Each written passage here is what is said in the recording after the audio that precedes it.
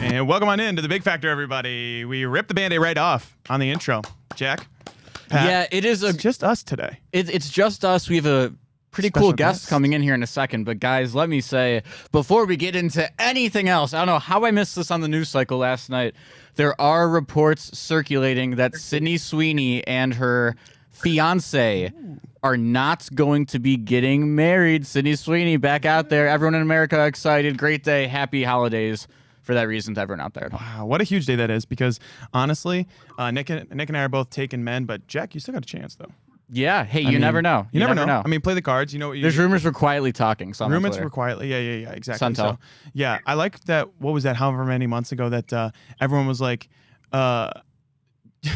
whatever Twitter memes, like spotted with Sydney Sweeney out, and whatever Twitter account was spotted out in public with whoever. I like that could be the new thing again. We could just rerun the same meme cycle. Yeah, let's do it. I just love rerunning meme cycles and everything like that. But yeah, we got an interesting show today. We got our world traveler, Nick Pannone. He's actually on the horn. We'll bring him in here in a little bit to get an NFL combine check. Nick, how is the we're wondering how the Tesla is doing. If we could check on this one over here. Nick, can you hear us right now? How's your Tesla doing? We're doing good, guys. What's going on? I guess it's kind of weird to call into my own show, but yeah, I'm about to get off here in what appears to be Dayton, Ohio. Get one last final charge in. Okay. You know, we made it down this far, down to Dayton. Get one final charge in, and it'll bring us all the way to Lucas Oil Stadium. It's combine season, boys. I'll tell you what, that drive across Indiana from Dayton is one of the most empty drives you'll ever experience. There's just nothing there, but enjoy. Yeah, a lot of traffic. I mean, you know, this is a good, I've gotten a good taste of everybody's morning commute here. Yeah. Just because, you know, I left the house super early this morning, went through Columbus, now about to get off here in Dayton. So yeah, I've definitely gotten a nice flavor of, you know, a little bit of nothingness when I first left, and then a couple of pockets of morning traffic, and my sails are still set. I'm still sailing here. I like it. So, Nick, typically when someone calls into a radio show like this, you would say long-time listener, first-time caller. What's your go-to? Are you long-time host, first-time caller? I guess so. Yeah, this is my first time calling into this show. Okay. I've called into back in the olden days when Big Play Dave used to host Big Play Cleveland, and I'd be traveling around covering different things.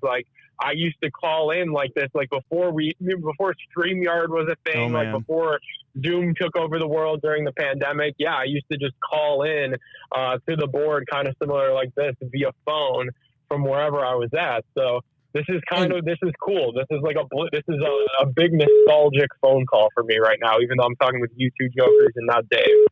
So have you? You're not there yet, but you had been to the combine before, correct? Correct. So as a NFL fan, when you look at the NFL draft or other off-season events that take place, you find another call on the way. That's crazy. Yeah, I know. Yeah, people are trying to call bomb you on the show. Call while Nick was calling in for the first time ever on the Big That happened to me as with Pat. Don't sweat it, because I was also getting a call just a minute ago. Unbelievable. Dude. But you look at the NFL draft, for example. You see fans of every single team. There's a guy in a Jaguars jersey if the draft is in Pittsburgh. It doesn't matter where it's at. Is the combine that kind of event too, where you get a lot of fans that go, or some jerseys, or is that more so just scouts and media?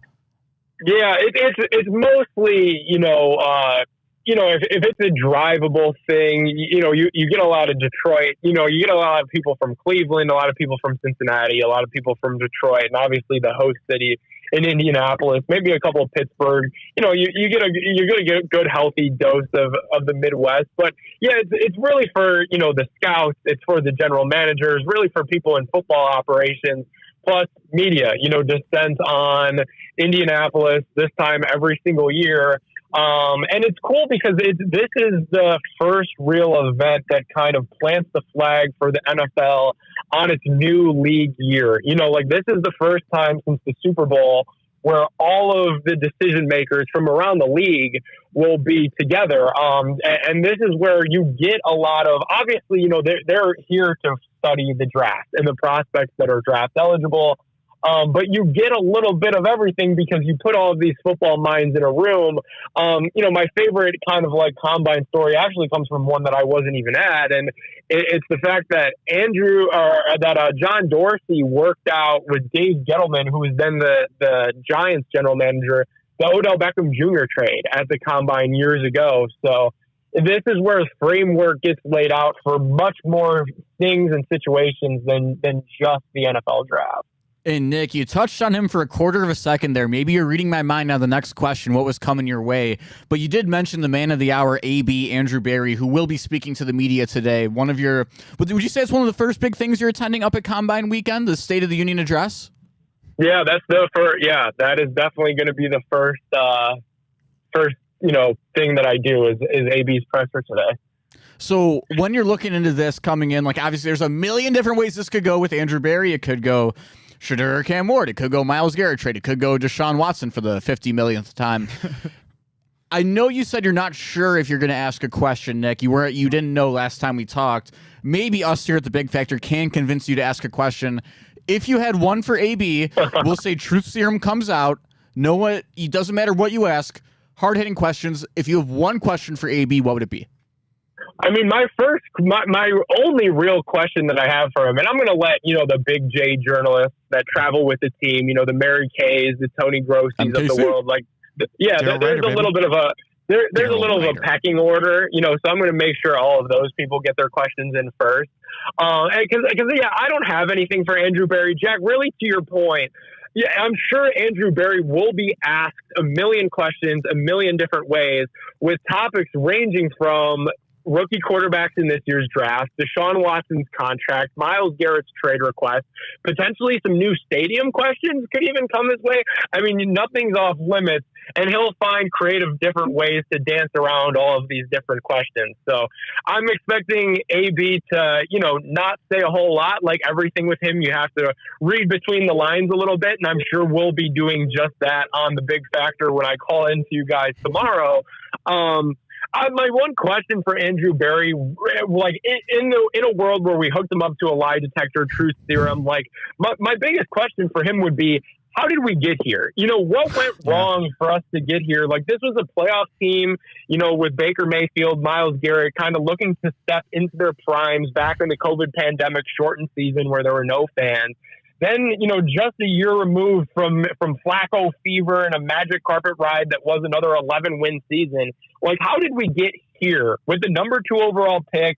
What variables led up to that? And my answer to that question, if I'm Andrew Berry, it was bad quarterback play. It was bad quarterback play out the gate from Deshaun Watson. It was inconsistencies from our guy, Jameis Winston, Dorian Thompson-Robinson. So that's kind of my biggest pressing question is, how did we get here and what are we going to do to rectify it? I feel like those are the questions that need answered in Indy this week. Yeah, it's just going to be such a brutal one because, like, Browns fans, we've been beating our head into the wall for as long as I've been alive. I'm 28, and I mean, since 1999, it's been the same thing. Can we get consistent quarterback play? We've really never had it, dating all the way back to 99. I mean, like, that's the hard part. But, I mean, if we can get – I think I'm back on Nick's train for the quarterback because Abdul Carter will not be participating in the drills. I think you probably saw that, Nick, at the Combine. But it's got to be quarterback now, and I think I've just kind of succumbed to that. I think I've internalized it finally that the Browns do need a quarterback because that's the only thing that can help this team right now, especially if you want to hold on to Myles Garrett. But is there anything else, I mean, that you want to see from these guys at the Combine or from Andrew Berry that you want him said? I mean, is there really anything that can change the current – there's nothing really that can change the current outlaying of the Browns. No, there's not. And the thing with the Combine is, and you hit on it, Abdul Carter won't work out.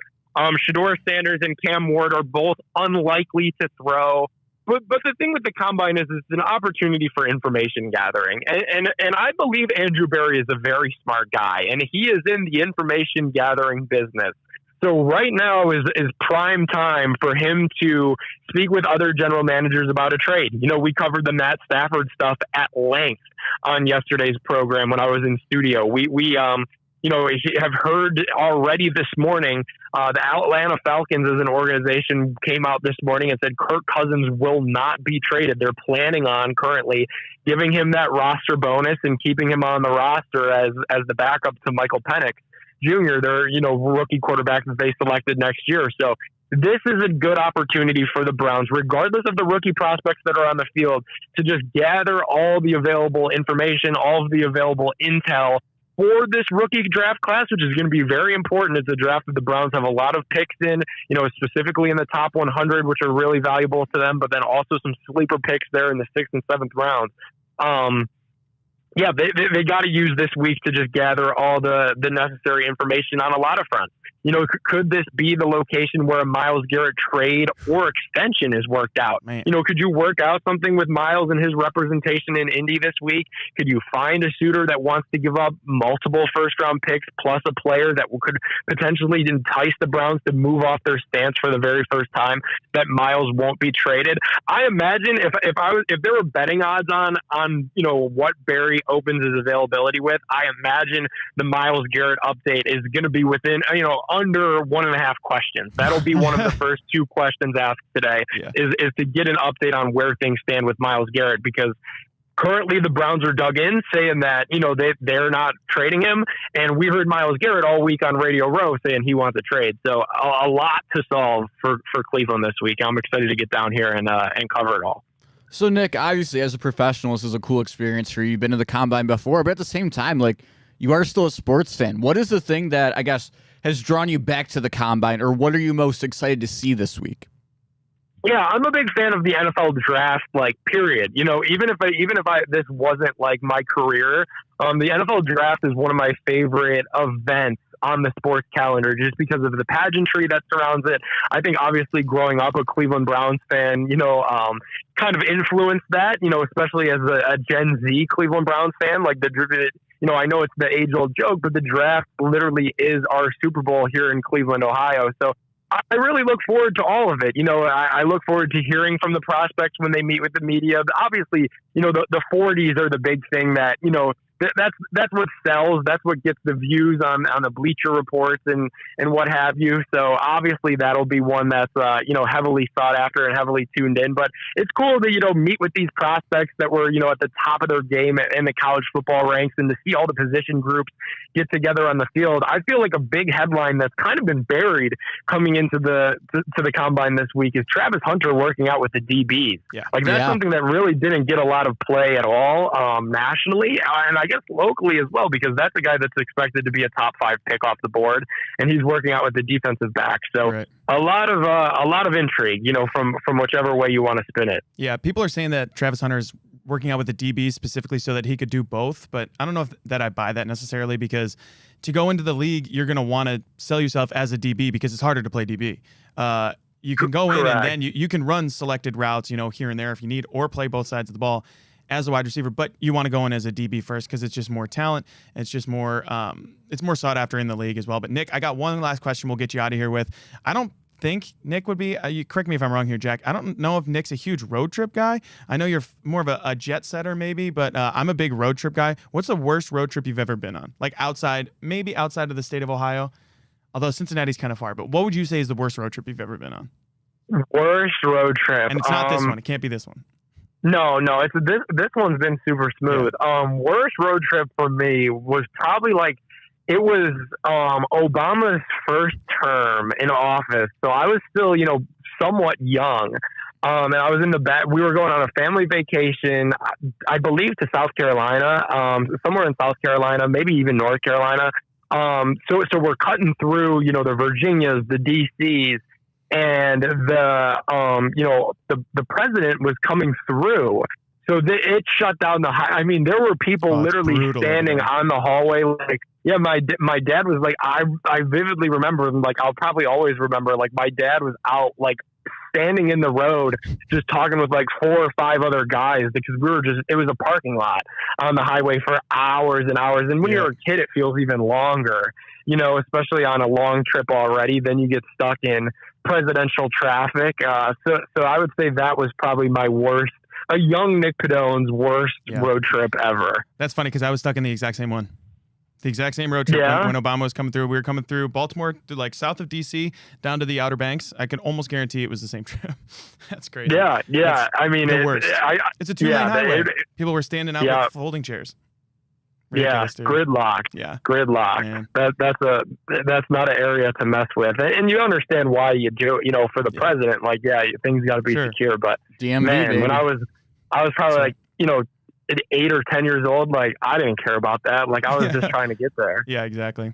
Well, Nick, we hope you enjoy the NFL Combine, get there safely, of course, and ask Andrew Berry some important, hard-hitting questions for us. Please do. Yep, sounds good. Jack, I'll have an eye out for Xavier Watts and some of these Notre Dame guys this week. Give me some Ben Morrison, too, if you get a second, okay? Sounds good. Nick, good to see you. And all right, see you guys. We'll be right back here on The Big Factor. Thanks to Nick Padone, our guy who is a first-time, what'd you say he was a first-time caller? Many-time host, basically. Yeah, he's a long-time host, first-time caller of the show. Long-time host, first-time caller. I love that. That's kind of like in 92.3 when they would have the morning guys calling to the afternoon shows and stuff. But yeah, definitely. Yeah, we got a lot of good stuff there on the NFL Combine, but we got a lot more good stuff to come. So you'll be right back here on The Big Factor.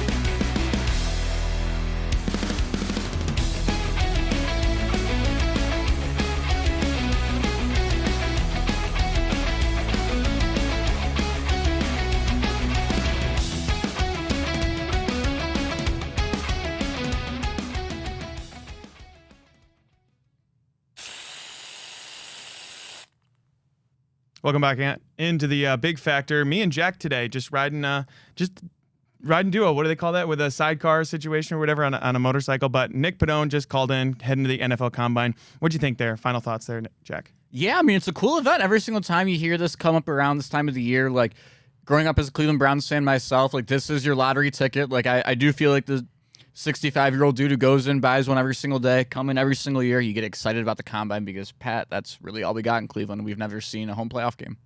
Yeah, that's the thing about this town is we live off of optimism and hope. But hope is not one of my favorite things that they'll talk about on the Mina Kimes podcast is hope is not a strategy. So No. I'm hoping that Andrew Berry and them actually have a strategy this year because this year, this draft could actually turn around the franchise pretty well. Running back depth is huge. Abdul Carter, quarterback, whoever you want to take there could really change your franchise. But there was also one thing that I wanted to get to with Nick. We didn't even get there, but the owners and the GMs and all that, they can suggest rule changes at the NFL Combine this year. And one of them, came out that the Packers suggested that the tush push needs to be banned. What are your thoughts there, Jack? Man, it's just a really bad look for the bad Packers, look. Pat. That's my Bad honest look. opinion. And I do understand if they're coming through it of the lens of or at least they're publicly coming through it with the lens of concussions and that kind of stuff up the middle. Like, I'm not going to sit here and say don't ban the play because it causes more concussions. Like, I don't know the medical. I'll be the stuff behind it. I don't know if that play does cause more injuries or not. But man, if that's the case and it does cause more injuries, and it becomes prevalent that that's the case, you let the league decide that because it just makes you look really, really soft as an organization. Like, I look at the Packers in a way like the original six in hockey. Like, they're one of those teams that just, like, when you think of the fabric that created this sport, the NFL, you think of Lambeau Field, you think of Vince Lombardi, you think of the Green Bay Packers. And I can't get behind doing this, Yeah. Pat. There's and a higher going out of my standard. way. You can't Yeah. do it. You just get. It's bad if the Panthers do it, man. You just cannot go out there and try and get another team's play banned. But there is something to be said that, like, there is a reason only they can run it successfully. Like, you would, if everyone could do it, they would. That's Yeah. what I'll say about the tush push. For sure. That's the thing, too, because I remember a couple of my friends were asking me why the play is so successful every time. I'm like, well, Jalen Hurts can squat, like 550, and they got Saquon Barkley right behind him. He can squat 600. And for a while there, they had Jason Kelsey, who was elite at it. But, the Bills run it, too, and it's not terribly successful. So, I mean, at a certain point, it can't be banned if it's not 100% successful and, hurting the other teams or whatever. But I just thought it's interesting. You're totally right that it's such a soft look that the Packers are going to suggest that a play gets banned because it's so successful, I think that's so weak, dude. Yeah, So because I mean, weak. it's not like you can take out the factors of the game like the classic Mahomes to Tyreek Hill bomb back in the day. Take Like out you the can't- touchdowns. But take out the tush push. That you can find a way to get around that. God, well, we're a long way off from football, but they find a way to get the they get the headlines going every time. But trying to steal some of the headway away from the NBA right now too, because the NBA just came back from the All-Star break and they were really down in the dumps. I mean, the All-Star weekend was terrible, and now we're back in the regular season, which is luckily got some more games going. But where do you want to start there? We got the Bulls, 30 ball, T-Wolves. They compete in the West? Gosh, Maybe. yeah, we can we got start a with lot them of if you places to want. start. Yeah, start Well, wherever you want. where Pat, gun to your head, not a real gun because that'd be bad. But Squirt gun. theoretically, yeah, squirt gun to your head. Do you think the Minnesota Timberwolves can go on it? Maybe win a round this year, depending on where they get in that 6 through 8 range. I think they could win a round for sure. Just because Anthony Edwards can kind of take over a game. But it all relies on him. I've come to terms that guard play in the NBA can actually carry you. I for a long time didn't really think that. That's why I thought the Knicks had beat the Cavs a couple years back. But the way that Anthony Edwards can actually take over a game, and they've got Jaden McDaniels defensively as well, I think they can actually put together a little bit of a run. It all kind of depends if the Nuggets, if they get paired up with the Nuggets or somebody like that, or the Lakers, who are just on an absolute heater. But I think the Timberwolves are there skill-wise to hang with these teams. They have to put it all together. I think they can get it done, though. I think they can get at least one playoff round win. It's just last night was so impressive because you look at it, you're playing the Thunder, who have been the team to beat in the NBA all year long. Ant is out for the end of the game. Like, if he has the calf injury, like, okay, like, you're sitting out. I think Tibbs is still their coach, right? And or no, he's in New York. I'm stupid. He used to be their coach, but I They forget the got name that of their guy coach. that broke his knee or whatever. Do you remember that last year? He Yeah, got oh ran my into God, and yeah, I didn't tore even his- think about tore that. his Wow. ACL. Yeah, what the hell's but- that guy's name? Shit. I'm not sure, but Anyway. Flip Saunders is gone as well from Yeah, Minnesota. oh, yeah. It's not him either. But long time when gone. you look at that team, you have Ant out. Last night in that lineup, you had Gobert out as well, and I'm pretty sure Julius Randle was out. So like your 3 big guys are out from the start. You go out there, you come back down 25 for us over to OT against the Thunder, and not that Ant hasn't reached that top level in the NBA yet or breaking towards stardom, but getting a block on SGA to end the game to win it for your team, like that has huge. to be a defining moment early in his career, Pat. I think so too. I mean, especially with Gobert being out, because I think Gobert is soft as shit anyway. But like having all of those guys out and Ant and Jaden McDaniels able to win with guard play against a team like the Thunder, who have such bigs and they have such good like tall lineups and everything like that with Chet Holmgren and all of those other guys in there. But I mean, that's a really, like you said, it could be an early career defining win. I know the regular season doesn't define you really that much anymore in the NBA, but that's definitely a highlight one for this season for Ant and the T-Wolves. And I think coming off of a brutal loss to the Rockets that they had a couple weeks ago where they just couldn't get anything going and they were kind of out physicaled, I guess you could say, this one was a huge win for the T-Wolves.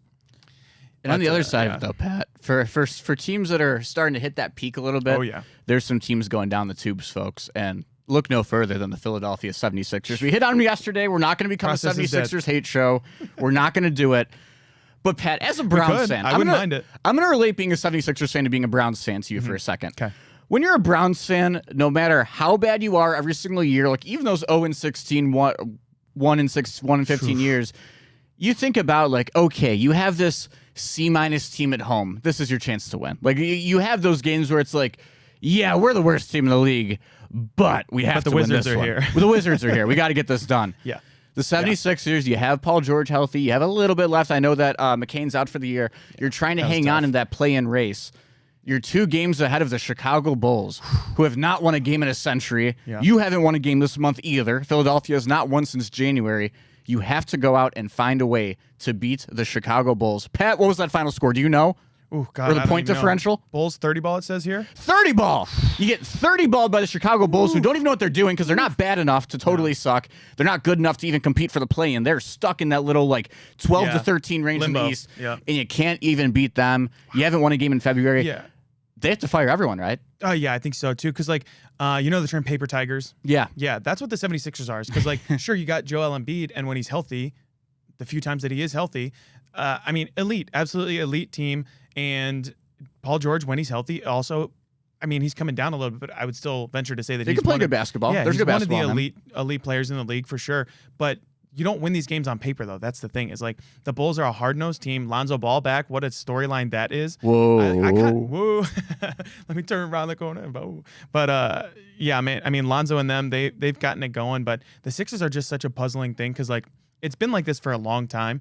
And I forget. I think it was Mina Kimes that was talking about. Maybe she was with Pablo Torre about the talking about the process Sixers, and they had such like a holier than thou attitude. I think we might have talked about this too, but like, oh, you don't understand. We're doing the process. If you tank now, then you can win later. Sure, but you got to win later, dude. Yeah, like they didn't then win you later. can't. Then we're gonna give you all the shit in the world because like, just because you tanked doesn't mean you're a good team. Like just because you have Paul George and Joel Embiid on your roster sheet doesn't mean you're a good team. You have to go win the basketball games. That's all that matters in the association. I hate it. And you also I hate it, dude. If you they went to a really dark place too to get Yes. Embiid. Like people forget about that Yeah. team winning like what was it, like 9 or 10 games that Yeah. one year. Like Poor that Brett team, Brown got fired because he wanted to win games. Yeah, no, yeah, I love Brett literally. Brown. My brother and I love Brett Brown. Kind of like Brian Flores a little bit in Miami a couple Yeah. years ago. Mm-hmm.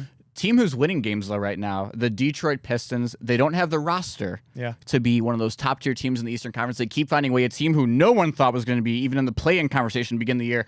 Cade Cunningham coming into his own. Oscar Thompson, the rookie, has been incredible. And we love to get on JB Bickerstaff's case here in Cleveland, Yep. folks. We talked about it yesterday. We played that clip from Ty Jerome basically saying, like, yeah, the coaching staff changed. That's why we're better this year. Yeah. JB Bickerstaff might be looking at a Coach of the Year appearance here. I think so too. I mean, he's definitely in the top 3 because Kenny. I think that Kenny's just going to run away with it. But You JB think does. so? I do think so. Just because the way that people are like, oh well, the Cavs, improved however many wins or whatever, which doesn't tell the whole story with the context. But JB, it's almost like a most improved team. They don't do that necessarily, but Coach of the Year, I mean, almost always just goes to the best team of the year. And I think the Cavs are going to be that. I mean, I guess Daigneault in Oklahoma City maybe, but I don't know. I think it's going to be Kenny for Coach of the Year. But we've also seen Coaches of the Year get fired in the past too. Like Dwayne Casey brought the team to the Eastern Conference Finals. It was the Raptors, right? Yeah, Raptors. Coach of the Year gets fired, goes to the Pistons. I mean, So- Monty Williams won Monty Coach of the Year Williams. within the last 5 Yeah, years, the and he's gotten six- fired Suns, I twice, think. right? Not Yeah. just once, twice.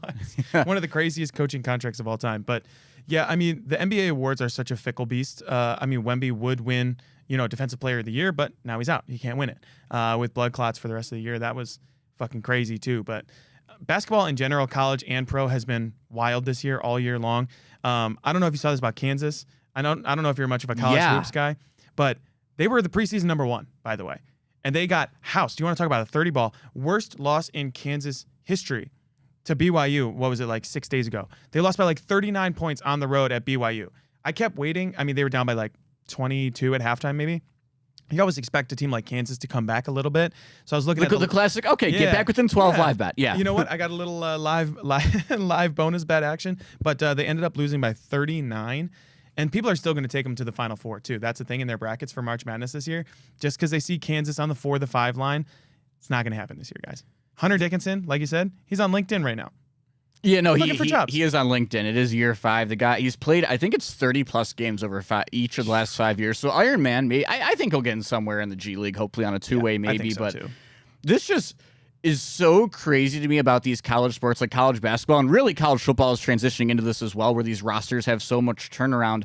You can kind of relate it to Florida State football this year almost, where Florida State football was in everyone's top 15 entering the season, in a lot of people's top 10s. Like you had DJU come in. They had, I think, like 30-something transfers coming on that roster. What, they win 2-3 games? Like they were terrible. That's just the way college sports is going, and it's getting so hard to predict these things before the year. Like no one had Kansas anywhere near being a bad team, being not even just a top 15 team. And man, dude. Yeah. That's a fall off. Bill Self in I'll tell you trouble. what, yeah, Bill Self could be in trouble more than Well, just they only won in 08, right? the only one in 08, and I mean, he's had tons of wins vacated and, recruiting violations and all this other shit. But it's funny, too, because... Oh, I got a team for you to be on, too, after. yeah? All right. Hit Oh, me, you want me to hit it? Yeah, hit me. My buddy Jack Whalen has been preaching Michigan State basketball this Really? year. So for all of you out there, and I'm a guy I picked Michigan State. I don't even like Michigan State sports, but I picked them in my bracket like 8 of the last 10 years probably, dating back to that Middle Tennessee State loss. But January, February, Izzo, April. That's all I got to say. You know how it goes every single year, baby. Yeah, you know it. I can't wait for March Madness, honestly. And we'll It's talk in Cleveland. I didn't It's in know that. Cleveland. Yeah, we got a first round and second round matchup the same weekend, March 21 and 23, I believe. So keep an eye out for that. But I can't wait for March Madness, man. Like once it hit 48 degrees today, and we'll get into this, put some shorts on, feel like March Madness is coming. Da-na-na-na-na-na-na. We'll be right back on the Big Factor.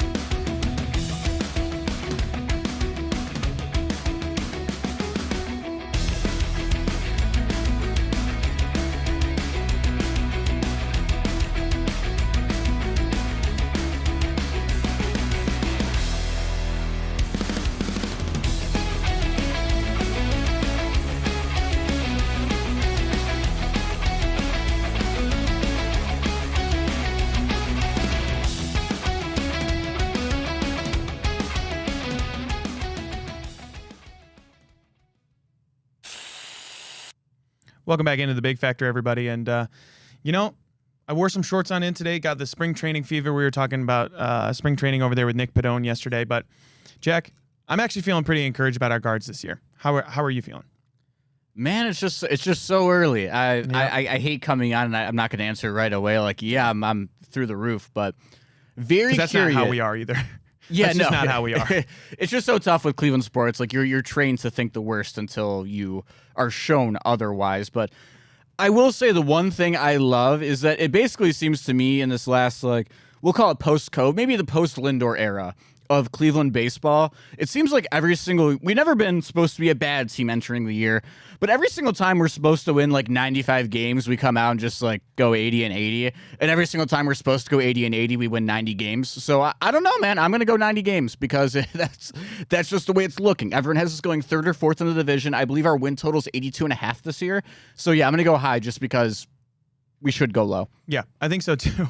That seems to happen every year, like you said, but do you think Kansas City makes the leap this year? Because, I mean, they've got the talent. Said it last year. Do you think Minnesota makes a leap? I personally don't. I think there's something in the water up there. No, I think there's something in the water up there in the great North. But, I mean, I don't really see Detroit being that great. I mean, Tarek Skubal, great. That's my division winner you're talking about right there. Yeah, wow. I think the Tigers win the division, to be honest with you. Brought back Jack Flaherty for basically nothing. They got some prospects when they traded him at the deadline. Brought him back to Detroit.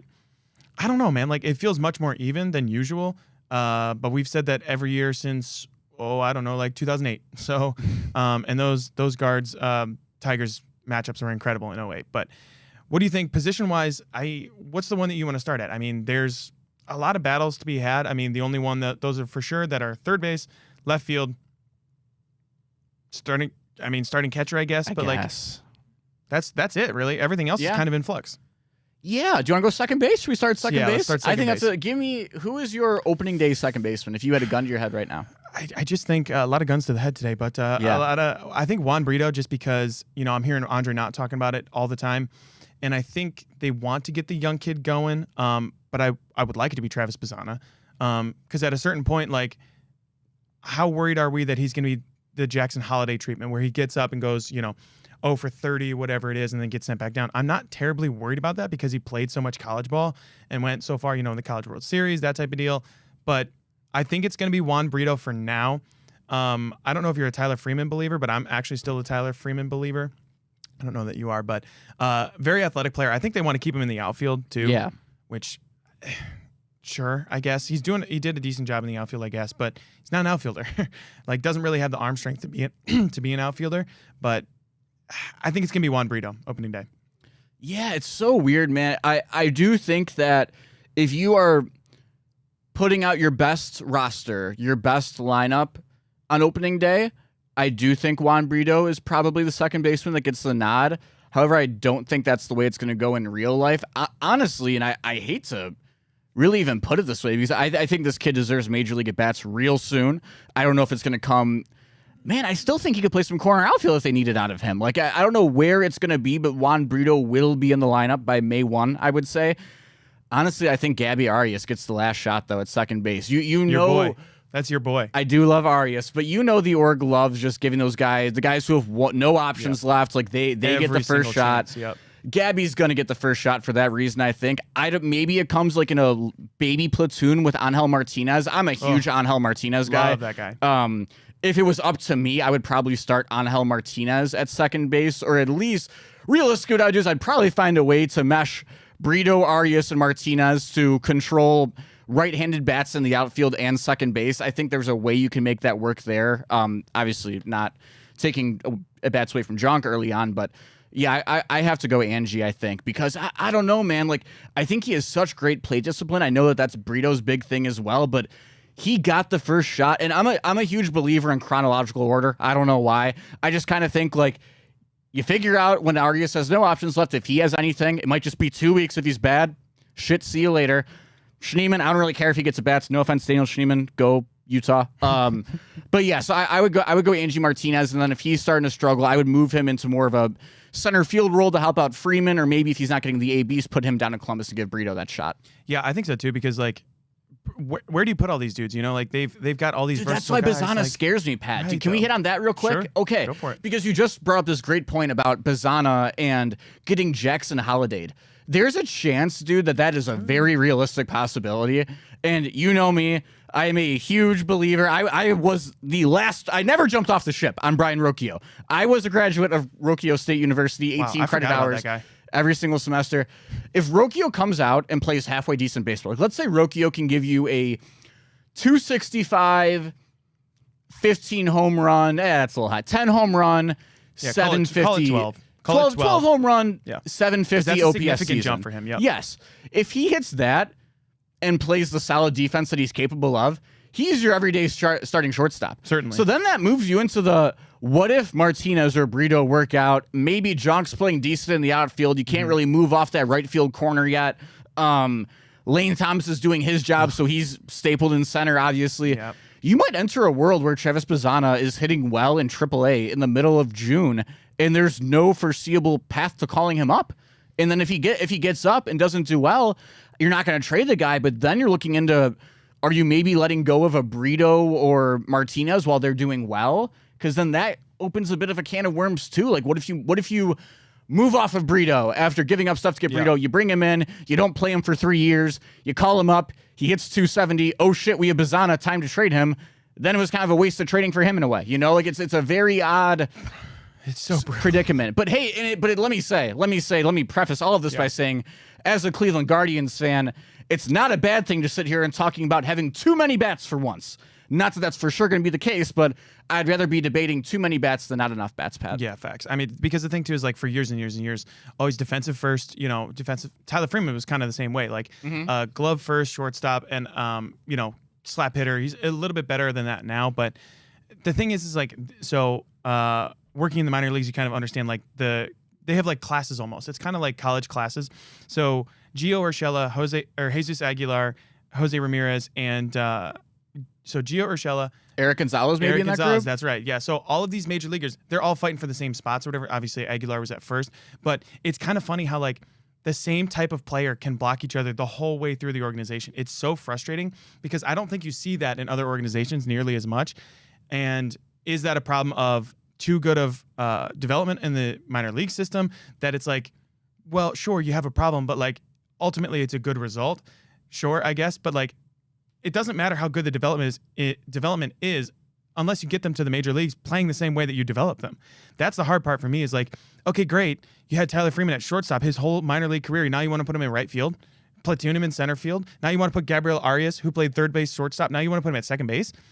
Over Juan Brito, over Travis Bazana, over all of these other guys. Like, it's just such a frustrating, like, I understand you can put as many shortstop out there because, like, they're going to be the best athlete on the field, whatever the case may be.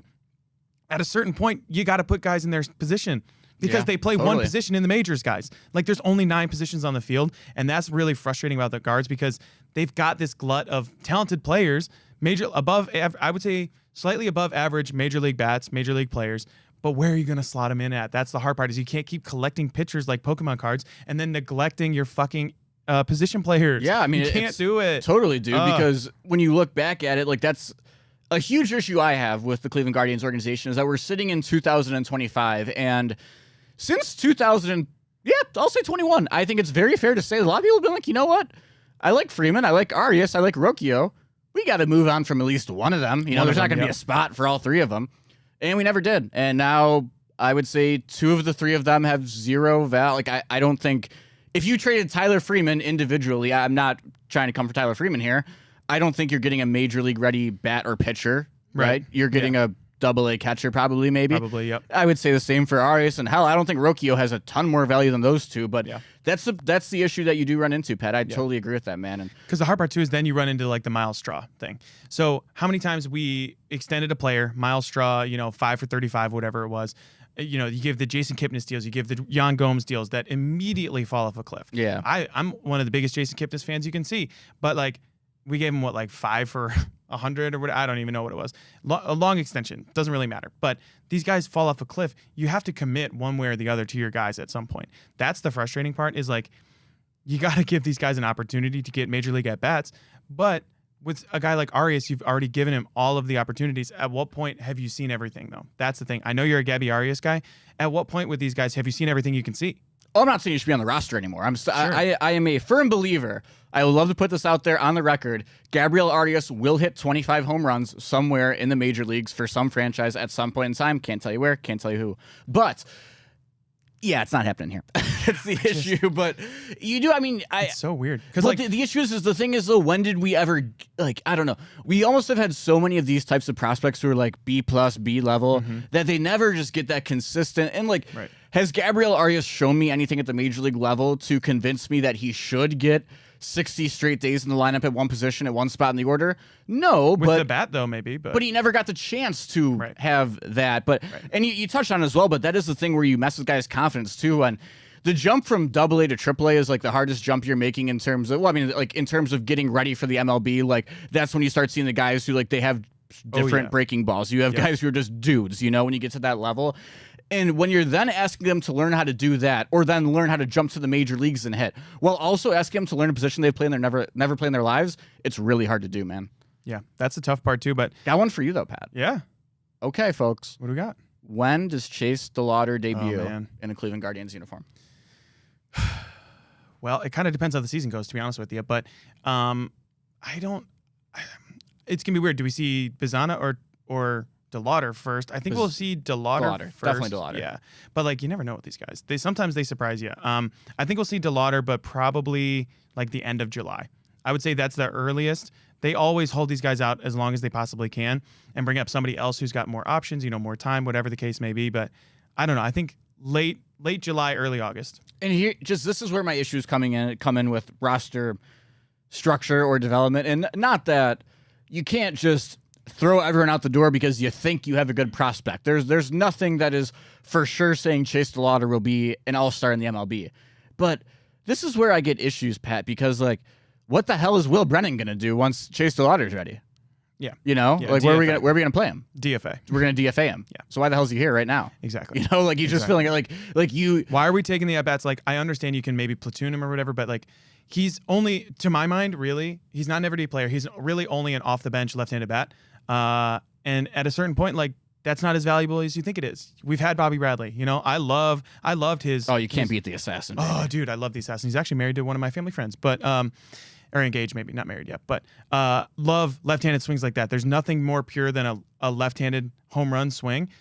I don't think Will Brennan is that though. No, he's not. You got to hold on to somebody like Bradley or whoever the case may be. But we play Brandon fucking Geyer over him for like years and years, and we'll play Will Brennan over Chase DeLauder. Like what? These are the questions the decisions that I don't really understand. But and the first time Will Brennan should have been here, Oscar Mercado batted over him for 5 months. Oscar fucking Mercado. That's just dude. the way it goes. I miss Oscar Gonzalez more than him, but yeah, Oscar Mercado was the worst. But yeah, people forget about his 2019 though. He had one of the greatest 2019s of all time. Sure. But you know what I got to say though? This reminds me of the Mike Polk Jr. All right. I'll see you on Sunday. Yeah, no. Yeah, the factory sadness. We'll be back. We'll be back here next year doing the same thing about I'll prospects. be there. Thirsty Parrot opening day. You I'll see you there. got anything else on the pitching staff you want to hit on before we head over to our fun stories of the day? I don't think so. The only thing is like we just spawned pitchers. I think Slade Ciccone and Luis Ortiz, and I think the guys who are actually going to be more shockingly important that we're not talking about is Trevor Stephan and Sam Hentges. Two guys that got hurt because Hentges is 6'7", maybe something like that, and what they're looking for in him is still the Andrew Miller archetype, right? Where maybe he doesn't have the 95 fastball. He could probably get there, but he's got that wide sweeping slider that'll break like 4 feet of horizontal break basically from his release point. That's what they're looking for. And Trevor Stephan, 2 years ago at this point, was pretty dominant. I mean, he had a couple of those blow-up games, I think back-to-back, where he gave up like a grand slam or something to the Royals a couple years ago, if you remember that one, and threw away, he had his own error or whatever. But all in all, he's a really good reliever, and I think they're counting on him big time as well because the starting pitching depth, you don't necessarily know what you have right away. You think you do, but having so many arms out of the bullpen is huge. Yeah, I'm going to go. You want my wild card of the year in the bullpen? Need it. And I'm going to say, and by no means a Swami here, folks, but I did my entering the year last year. It was Hunter Gaddis was my bullpen arm of the year to watch. Right. But you brought up a great point because one of my favorite relievers in the bullpen is that man you just mentioned, Sam Hentges. Sam, however, out for the year, so you're gonna be missing that with the lefties. Wow. Didn't know that. And yeah, I know that it does. It does suck. That is public though. So when you're looking at that, you're gonna need someone with the lefties. And it's not that I'm not a Tim Herron believer. I think Tim Herron can be an excellent reliever. If you look at the stats last year, he had an incredible year. Not saying he won't bounce back from that, but folks, the Edmonton native, the Albertan himself, Eric Sabrowski. Wow. Keep some tabs on that namelet next year. You're going to need some more lefties to show up. And I think you saw him get some playoff experience out of that bullpen. He's got a little bit of size to him, too. Like, he's not a super skinny guy. I'm not going to say he's huge either, but Sabrowski can throw a little bit of weight around on him. He's got an awesome changeup, and you're going to need some lefty help in that bullpen to accompany Herron because, like, Mizyazik is an option for lefties. He was out all of last year, so I don't know when/if Andrew Mizyazik will debut. And also, kind of the youngsters, too, out of those lefties because there is only a finite amount of spots in the starting rotation, and we have a surplus of starting pitching right now. It's not a good surplus necessarily. Like, it's just like we do have 6 or 7 guys who it's like hey, make or break it, get in the rotation. Yep. As our good friend Nick Padone would say, shit or get off the can. With Mackenzie, Allen, a lot of those younger guys. And because of that, there's 2 young lefties, Doug Nikhazy and Will Dion, who I'm looking forward to maybe help out in the bullpen this year because there's such a blockage of lefties in front of them with Allen, and Cantillo's going to demand innings as a starter, obviously, too. Maybe one of them could help shine out of the bullpen.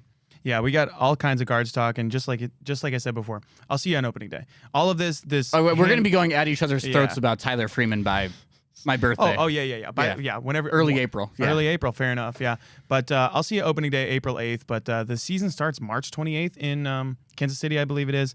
We'll wait for that. It is Bobby Witt's division for the next 10 years, though. I will say that. Okay, fair enough. You heard it here first on The Big Factor.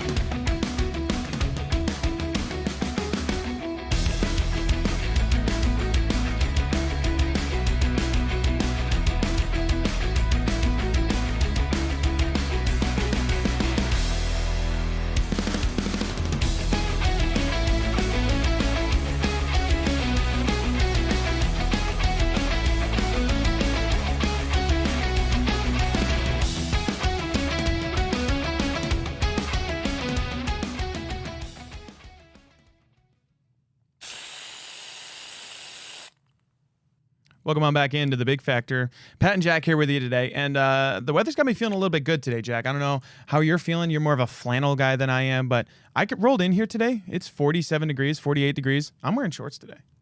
I don't know if this is popular or unpopular opinion right now, but if I can wear shorts, I'm gonna, especially coming off of a winter where we had consecutive days of under 20 and a lot of days in the single digits. I'm wearing these goddamn shorts if I can do it. Am I weird for that? No, you're not weird at all. I would say I'm a chicken legs guy, so I'm waiting until we hit 72, 73 to pull out the shorts. But no, I mean, if you can rock the shorts with confidence and feel warm, by all means, you should be doing it the second you can. Because I mean, Pat, I was walking out of the studio and like, there's something about like when you leave work, it's always like a good, like, oh, like you got your stuff done, like you feel accomplished, right? But like you're like, like it's shitty outside. Like I'm just gonna go home and sit inside. Like I did have a good feeling walking out of Burke yesterday, where I was like, you know what, like baseball's around the corner. Like I think today, I was looking. I think it's supposed to be 47 this afternoon today, so I think I was gonna go play catch with my dad maybe later today. You know, get outside a little bit. So yeah, I mean it's definitely nice because it changes the mentals, man. I mean. Seasonal depression, you can debate whether it's a real thing or not. I was a firm believer for a very. Actually, no, I was so deep in my belief that seasonal depression wasn't a thing, and I argued so many people on it where I can't just change my mind now. I'm gonna have to stick my boots in the ground on this one, but yeah, it feels a lot better, folks. Yeah, once it clicks to 45 or over, it's starting to feel like a ballpark hot dog and a ballpark beer. But that's the best thing about living in Cleveland too. Is just like the second it gets above freezing temperature, you would think it's July. The way people are acting around here, I mean, what, like 3 or 4 days ago, we had people walking on the frozen lake, and they fell in or whatever. But now we've got they fell in too. Yeah, there was. See, I saw on it was like a tech rescue or whatever. I saw on I'm From Cleveland that was going to be like a thing. I was like, oh, that'd be really stupid. I would never do that. Yeah, someone's going to fall in. But I think that someone went too far or whatever it was. But Jameis Winston was correct. I don't know if you saw this. I think he was on maybe the Rich Eisen show or somebody. It was Rich Eisen show. Yeah. He said Cleveland has the best 90 days in the world, and honestly, never thought of it that way. He's totally correct. He's absolutely correct. Because I've always thought about it this way. Jim Gaffigan has a whole bit about people in the Midwest, and they talk about summer, where it's like a distant relative that was like long since gone. It's like, oh, do you remember summer? Do you remember? I miss it so. And it's like, I think about that all the time because Cleveland in the summer, unbeatable. And honestly, I think that goes for most of the Midwest, to be honest with you, too. And it's just like, it changes the vibes. Like there's days like you walk out of the studio, right, or work. It doesn't have to be here, obviously. And you're just like, hey, like walking out with your buddy, like, you know what? If it's a Tuesday, nothing's going on, middle of summer, you know, you can go get a beer after work. Like, just go hang on the patio for a half hour, shoot the shit, whatever. Yeah. You can't do that this time of the year. Like, you open up so much more. Everyone, like for me, like I've gone out a fraction of how much I went out in college. Maybe it's just because I'm at home now, but also just like the weather, man. Like I don't have any desire to leave the house. Like I just want to sit inside with a blanket and be all balled up, you know? Well, and especially too when February it's so packed with sports and college basketball and, you know, the Four Nations and everything like that. But the important thing too is like it's getting to be summer in the Midwest too. But I've had this debate with a lot of people recently. So what do you define as the Midwest? Because a lot of people want to take credit for the positive things that the Midwest has. However, I'm interested to hear, Jack O'Rourke, on the record, what is your definition of the Midwest? The Midwest... geographically, I almost said geologically. Okay. So how far is it spanning? How far north? How far east? How far west? And how far south? Okay. So don't know why I did them in that order. We're gonna start out. Yeah, you kind of screwed me up with that order. Yeah. Oh wait, real quick. Whenever you do the NE. Yeah, the news. Oh yeah. News. Okay, you did news. We did never eat soggy Wheaties. Okay, we did soggy waffles. Yeah, soggy waffles. Same okay, thing, I've heard that as well. Gosh, I would have to say. Starting out west, I would say probably about St. Louis, like that Missouri area is where I'm going to call it west. Okay. South, I mean, this just might show my lack of geography, but I think we're thinking like because I want to go above Texas and Oklahoma, like maybe is that like Nebraska in that little area right there? I would go there. East, I'm probably going to bank you out around, probably around Cleveland. Ohio, sure. And then give me a little. I like that you clarified Ohio. Yeah, give me a Cleveland, little. Ohio. Yeah, let me pull up a map over here. Yeah, just so I can really make sure I'm not missing anything. Lock in on this map here. Yeah, so check this out. Oh, let me get rid of this bad boy. But here's a map for us. Okay. So here's my thing, right? So you talk about over here with. Can I give you my official now? Yeah, official. We are going to go as west. We're going to go as west as Nebraska now, is we're going to go. We're going to go Nebraska. As south as Kentucky, man. And then... South is Kentucky, so wraps around this way? Yeah, we're going to go as east as eastern Ohio. Okay. And we're going to go up into like halfway through Wisconsin. Up until halfway through Wisconsin. So is this including Buffalo over here? Buffalo's not in the Midwest. No, Buffalo's not in the Midwest. Buffalo's in the Northeast. Okay, Buffalo's in the Northeast. So that's one of the big ones too, because Pittsburgh is not in the Midwest. I will die on that hill, but Buffalo is. So that's the weird part. Is you don't. I think Midwest is more of a it's more of a spirit, and I think Pittsburgh doesn't match the same spirit that Cleveland and Buffalo have. Maybe it's because I think no. See that's where you lost Interesting. me. I think if you're going off No of like chance. character of the city and personality, Yeah. I absolutely think Pittsburgh gets grouped in with Cleveland and Buffalo. But it's just hard for me to call a city that's like 3.5 hours northeast of Cleveland, the Midwest. You know, like Sure. I just can't. I can't do that. I think Interesting. if you're going off like symbolism, character, yeah, Buffalo's definitely in that like area. See, that's what but- I'm going for. And people from Pittsburgh are wildly different from Cleveland. Like, yeah, we've got the old steel mills and the old, factories and that type of shit. The abandoned ones over here on West 45th But it's or whatever still it is. like the 9 to 5 blue collar. Yeah, Like think I think so it too. has the same vibes as those I other think two Buffalo cities. has that one too, but it's just an interesting one too because like you would never include Midwest and West Virginia in the Midwest. You know, that's Appalachia. I think Yeah. Pittsburgh is Appalachia more than Cleveland. Okay, Appalachia's Mid- fair. Yeah. But I think if you're gonna include Pittsburgh and Appalachia and Cleveland and Midwest, I think you're doing yourself a disservice to not include Buffalo and Great Lakes or Yeah. Well, 'cause I guess maybe Cleveland the would Great Lakes region. maybe right? for Midwest, and they're gonna hate this here. Yeah, and we're Maybe gonna put it's up a poll actually- here on the Big Factor on Twitter. So Maybe make it's sure you- actually Great Lakes. Maybe we're not Midwest and we're Great Lakes. Sure. But then you would include Wisconsin, Michigan, all of that. That's Great Lakes. Minnesota. Yeah, that's all Great Lakes. Yeah, Interesting. So not Midwest. and then Midwest is lower because, like, let's be honest, like is this a square and a rectangle situation though?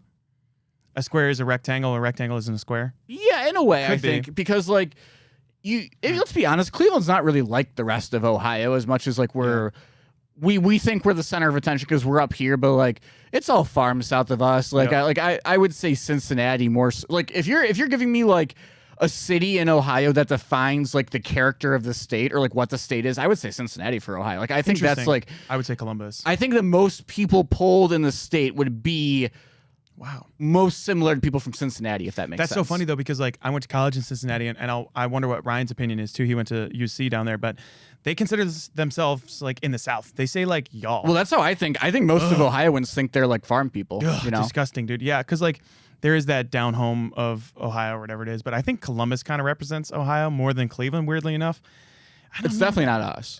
yeah, it's just such We're a like weird a one. baby Chicago, kind of. Yeah, baby Chicago. That's a good way to put it, honestly, too. Because like I think of Chicago being the only city in the Midwest. You know, like you don't go as far south as Nashville, but it's always an interesting conversation because everyone wants to be included in the Midwest nice conversation until they're like, oh yeah, no, Pittsburgh and all of these Appalachian, Yeah, I don't count all them. Yeah, I don't know either, man, but always really wanted to get into that because it's short weather in the Midwest, wherever you consider yourself. Great Lakes, Appalachia, Great Plains, Great North, doesn't really matter to me. It's short weather.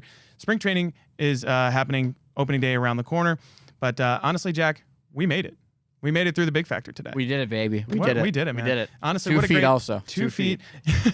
Everyone come out to the Cleveland Auto Show tomorrow. We got the Cribs show, The Return with Josh and Maria Cribs will be there, and the Hanford Dixon show with Gabriella Cruz and me, Pat McGuire. I'm gonna put my name into the title there. but- I was under the assumption that it wasn't the title, so that works for me. The Hanford Dixon show, the Top Dog show. But head out to the Cleveland Auto Show. That'll do it for us today here on the Big Factor.